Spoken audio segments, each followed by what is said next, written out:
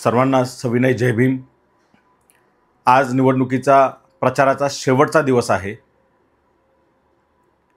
उद्याच्या दिवसानंतर परवा सकाळी मतदानाला सुरुवात होईल आणि या महाराष्ट्रातील बहुजनांचं भवितव्य या मतपेट्यांमध्ये बंद होणार आहे। त्यामुळे महाराष्ट्रातील तमाम बहुजन मतदारांना माझं कळकळीचं आवाहन आहे की प्रत्येक वेळी येते त्या निवडणुकीपेक्षा ही निवडणूक अतिशय वेगळी आहे। त्याचं गांभीर्य आपण ओळखलं पाहिजे।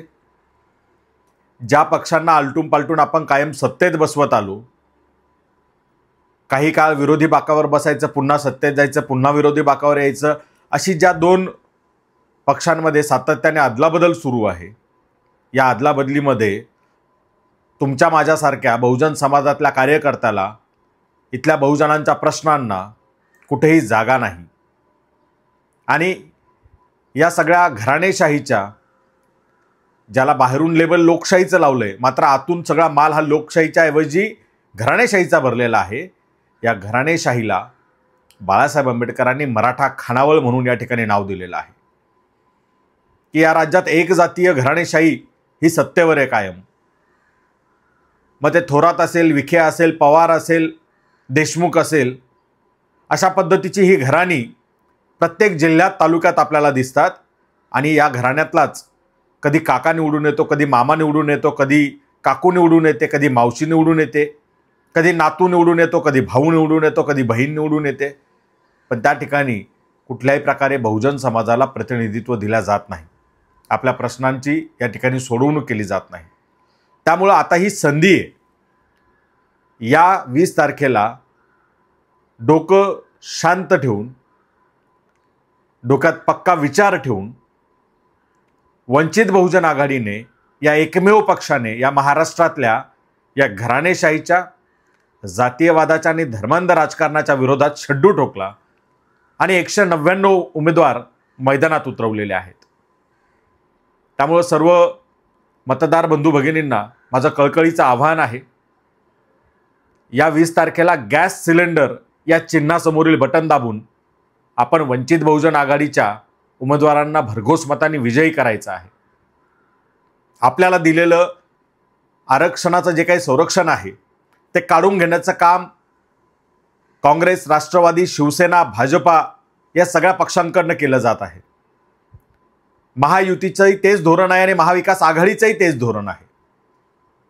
ओबीसींचं राजकीय आरक्षण संपुष्टात आलं, अडीच वर्ष दोन्ही आघाड्या या सत्तेत होत्या, एकानेही ते वाचवलं नाही। आणि आता बाळासाहेब सांगतायत की जर पुन्हा एक जातीय सत्ता या विधानसभेत बसली तर ओबीसीचं शिक्षणातलं आणि नोकरीतलं आरक्षण सुद्धा संपवलं जाईल। SC STच्या आरक्षणात क्रिमिलेअर आणून मोठा समूह हा आरक्षणातून बाद करण्याचा डाव या ठिकाणी आणलेला आहे। निवडणूक लागायच्या दिवशी इथलं शिंदे सरकार, महायुतीचं सरकार हे क्रिमिलेअर लागू करण्याचा निर्णय घेतं, त्यासाठीची कमिटी फॉर्म करतं आणि आज या क्षणापर्यंत, आज प्रचाराचा शेवटचा दिवस आहे, आजपर्यंत महाविकास आघाडीतील एकही पक्ष त्यावर ब्र काढत नाही। त्याचा निषेध करणं तर लांब राहिलं, कारण यांचा त्याला पाठिंबा होता। दक्षिणेतील 2 राज्यांमध्ये काँग्रेसचे मुख्यमंत्री म्हणतात की क्रिमिलेअरचा निर्णय आम्ही तात्काळ लागू करू, ते लागू करणारे आम्ही पहिले राहू। उत्तरेमध्ये भाजप शासित राज्यांमध्ये तो क्रिमिलेअरचा निर्णय लागू केला जात आहे। जर तुम्ही एकदा आरक्षणाचा लाभ घेतला असेल तर पुढे तुमच्या मुलांना आरक्षणाचा लाभ घेता येणार नाही, तुमचं कुटुंब आरक्षणातून बाद होईल। म्हणजे तुमची जात तशीच राहणार, जातीवरून होणारा तुमचा छळ तसाच राहणार, तुमच्याशी होणारा जातीय भेदभाव तसाच राहणार, मात्र त्या भेदभावापासून दिलेलं जे संरक्षण होतं ते आरक्षण मात्र काढून घेतलं जाणार। आज जर जागे नाही झालात तर भविष्यातील पिढ्या त्या आपल्याला माफ करणार नाहीत। जर आरक्षण वाचवायचं असेल तर वंचित बहुजन आघाडीचे आमदार हे विधानसभेत निवडून पाठवल्याशिवाय गत्यंतर नाही। कारण या सगळ्या पक्षांनी आपापसात आपापल्या कुटुंबामध्ये सगळी सत्ता वाटून घेतलेली आहे। बाप भाजपकडनं उभा आहे, पोरगा राष्ट्रवादीकडनं उभा आहे, मेहुणा काँग्रेसमध्ये, पाहुणा शिवसेनेमध्ये, अशी सगळी ही वाटणी झालेली, ही विभागणी झालेली आहे। अशा कालावधीमध्ये मतदारांनीच आता ही निवडणूक हातात घेतली पाहिजे आणि निर्णय घेतला पाहिजे की इथल्या बहुजनांच्या हक्क अधिकारावर गदा आणणाऱ्यांना आम्ही कदापि माफ करणार नाही आणि पुन्हा सत्तेत बसू देणार नाही. सत्तेत जर आता कोण बसणार असेल तर तो वंचित बहुजन आघाडीचा निवडून गेलेला आमदार बसला पाहिजे, जो इथल्या वंचित शोषित पीडित बहुजनांसाठी काम करतोय. जोशाबा, ज्योतिराव शाहू आणि बाबासाहेब यांच्या अध्यक्षराने बनलेला ज्योताबा हा समतापत्र, हा जाहीरनामा, यात दिलेली जी आश्वासन आहे ती प्रत्यक्षात अंमलात आणण्यासाठी आपल्याला आपले आमदार निवडून पाठवावे लागणार आहेत. आपला शिक्षणाचा मार्ग यांनी बंद करायला घेतलाय, आपला रोजगाराचा मार्ग यांनी बंद करायला घेतलाय, आपल्याला आरोग्याच्या सुविधा मिळत नाहीत, आपल्याला कुठली सामाजिक सुरक्षा या ठिकाणी राहिलेली नाहीये. शेतकरी देशोधडीला लागलाय, इथल्या महिलांना सुरक्षा नाहीये, चिलेपिले आमचे सुरक्षित नाहीयेत. अशा या वातावरणात कुठल्याही जाती धर्माच्या भटेंगे कटेंगेच्या असल्या नॉन इश्यूजला बळी न पडता आपला मूलभूत हक्क अधिकार शाबूत राखण्यासाठी डोकं ठिकाणावर ठेवून आपण मतदान करा, आपल्या आजूबाजूच्यांना सांगा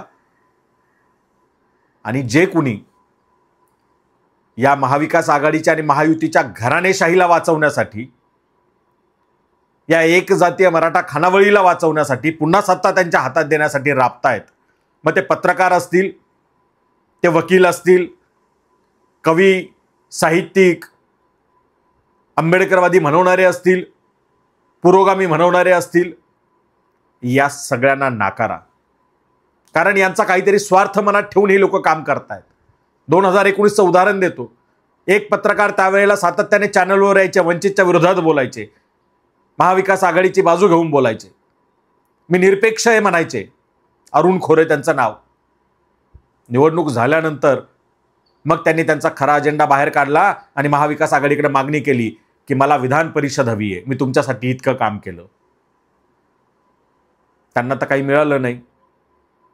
तसेच लोकसभेच्या वेळेला महाविकास आघाडीनं अनेकांच्या कोपराला गुळ लावला. त्यांना वाटत होतं विधानसभेला आपल्याला काहीतरी घबाड मिळेल. यांनी वंचितच्या विरोधात प्रचार केला.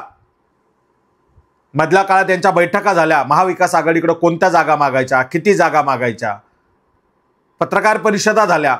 एकाने तर घोषणा केली होती त्यावेळेला की विधानसभेला बाबासाहेबांच्या स्वप्नातला रिपब्लिकन पक्ष उभा झालेला दिसेल.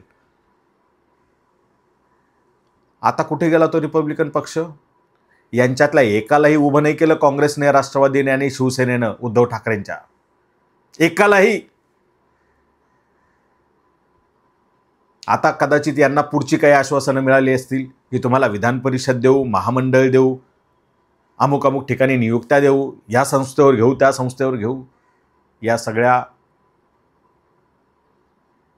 आपमतलबी लोकांच्या मागे लागू नका, त्यांच्या अपप्रचाराला बळी पडू नका.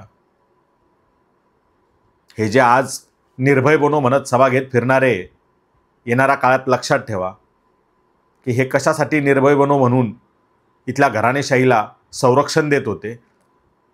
RSS मधून आलेल्या लोकांना इकडे संरक्षण देत होते.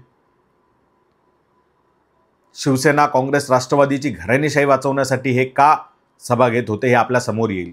हे बाहेरून लेबल आहे फक्त लोकशाहीचं, आत माल सगळा घराणेशाहीचा आहे. इथल्या वंचित शोषित पीडितांचा संविधानाने आणि लोकशाहीने दिलेला हक्क अधिकार नाकारायचा आणि घराणेशाहीची बाजू घ्यायची, ही यांची लोकशाहीची व्याख्या आहे. त्यामुळे या कुणाच्याही अपप्रचाराला बळी न पडता आपला मूलभूत हक्क अधिकार राखण्यासाठी आणि स्वायत्त स्वाभिमानी आंबेडकरी राजकारण जिवंत ठेवण्यासाठी आपल्याला गॅस सिलेंडरला मतदान करावं लागणार आहे. या राज्यात एकही वंचित बहुजन आघाडीशिवाय एकही पक्ष हा आंबेडकरी राजकारण करताना दिसत नाहीये, ते पुढे नेताना दिसत नाहीये. आणि हा एकमेव जो पक्ष नेटाने ते आंबेडकरी राजकारण पुढे नेण्याचं काम करतोय, त्या पक्षाला बदनाम करण्यासाठी अनेक जण सुपाऱ्या घेऊन काम करतायत. यांना योग्य वेळी आम्ही उघडं पाडूच. पण आता या 20 तारखेला आपल्या मतदारसंघामध्ये गॅस सिलेंडर हे एकमेव चिन्ह डोक्यात ठेवा आणि गॅस सिलेंडर समोरचं बटन दाबून वंचित बहुजन आघाडीला मतदान द्या. वंचित बहुजन आघाडीच्या उमेदवाराला विजयी करा. इथला शेतकऱ्यांचा प्रश्न असेल, विद्यार्थ्यांचा प्रश्न असेल, रोजगाराचा प्रश्न असेल, आरोग्याचा प्रश्न असेल, सुरक्षेचा प्रश्न असेल, या सगळ्या प्रश्नांवरती जर खऱ्या अर्थानं मार्ग काढायचा असेल, हे प्रश्न सोडवायचे असतील आणि महाराष्ट्राला सुजलाम सुफलाम बनवायचं असेल, वंचित बहुजन शोषितांना, पीडितांना, अल्पसंख्याकांना, मुस्लिमांना जर प्रतिनिधित्व मिळवून द्यायचं असेल, हक्काधिकार मिळवून द्यायचा असेल, एक सुरक्षित समाज हवा असेल, तर वंचित बहुजन आघाडीशिवाय पर्याय नाही. या 20 तारखेला आपण गॅस सिलेंडर समोरील बटन दाबून वंचित बहुजन आघाडीच्या उमेदवारांना भरघोस मतांनी विजयी कराल अशी अपेक्षा या ठिकाणी बाळगतो, असं आवाहन आपल्याला करतो आणि थांबतो. धन्यवाद. जय भीम.